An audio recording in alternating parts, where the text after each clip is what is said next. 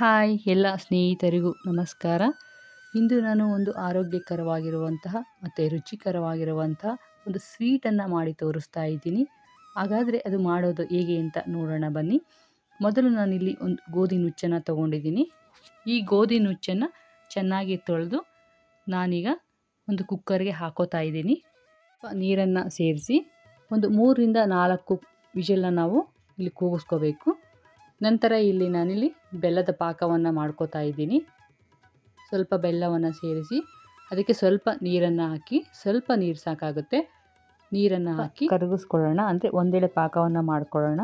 ನಂತರ ಇಲ್ಲಿ ಬೇಯಕ್ಕೆ ಇಟ್ಟಿದ್ದಂತಹ ಗೋಧಿ ನುಚ್ಚಿಗೆ ನಾನಿಲ್ಲಿ ನಾವು ಮಾಡಿಟ್ಟಂತಹ ಬೆಲ್ಲದ ಪಾಕವನ್ನು ಶೋಧಿಸಿ ಹಾಕೋತಾ ಇದ್ದೀನಿ.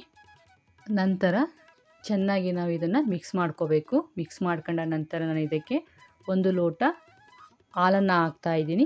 ನಂತರ ಇನ್ನೊಂದು ಲೋಟ ನಾನು ತೆಂಗಿನ ತುರಿಯ ಹಾಲನ್ನು ಇಲ್ಲಿ ನಾನು ಬಳಸ್ತಾ ಇದ್ದೀನಿ. ಹೀಗೆ 2 ಲೋಟ ಹಾಲನ್ನು ನಾನು ಮಿಕ್ಸ್ ಮಾಡಿದ್ದೀನಿ. ಈ ರೀತಿ ನಾವು ಹಾಲು ಮತ್ತು ತೆಂಗಿನ ಹಾಲನ್ನು ಬಳಸೋದ್ರಿಂದ ತುಂಬ ರುಚಿಯಾಗಿ ಬರುತ್ತೆ. ಒಮ್ಮೆ ನೀವು ಮನೆಯಲ್ಲಿ ಮಾಡಿ.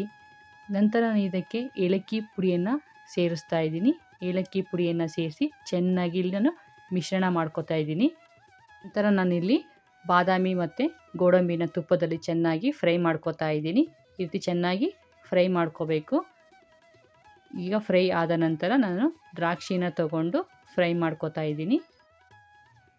ಈ ರೀತಿ ಫ್ರೈ ಮಾಡಿದ ನಂತರ ಈಗ ನಾನು ದ್ರಾಕ್ಷಿನ ತಗೊಂಡು ಸ್ವಲ್ಪ ದಪ್ಪ ಬರೋವರೆಗೂ ಈ ದ್ರಾಕ್ಷಿ ಫ್ರೈ ಮಾಡ್ಕೋತಾ ಇದ್ದೀನಿ. ಈ ರೀತಿ ಚೆನ್ನಾಗಿ ಫ್ರೈ ಮಾಡ್ಕೊಳ್ಳೋಣ. ಮಾಡಿಕೊಂಡ ನಂತರ ಈಗ ಆಗಿದೆ. ಈ ಮಾಡಿಕೊಂಡಂಥ ಎರಡನ್ನು ನಾವು ದ್ರಾಕ್ಷಿ, ಗೋಡಂಬಿ ಮತ್ತು ಬಾದಾಮಿಯನ್ನು ನಾನೀಗ ಕುದಿತಿರುವಂತಹ ಗೋಧಿ ಪಾಯಸಕ್ಕೆ ಮಿಶ್ರಣ ಮಾಡ್ತಾ ಇದ್ದೀನಿ. ಈ ರೀತಿ ಗೋಧಿ ಪಾಯಸಕ್ಕೆ ನಾವು ತುಪ್ಪವನ್ನು ಸೇರಿಸೋದ್ರಿಂದ ತುಂಬಾ ರುಚಿಯಾಗಿರುತ್ತೆ ಮತ್ತು ಪರಿಮಳನೂ ಸಹ ಬರ್ತಾ ಇದೆ. ನಂತರ ನಾನು ಇದಕ್ಕೆ ಖರ್ಜೂರವನ್ನು ಸೇರಿಸ್ತಾ ಇದ್ದೀನಿ. ನಂತರ ಇದನ್ನು ನಾನು ಚೆನ್ನಾಗಿ ಮಿಶ್ರಣವನ್ನು ಮಾಡ್ತಾ ಇದ್ದೀನಿ.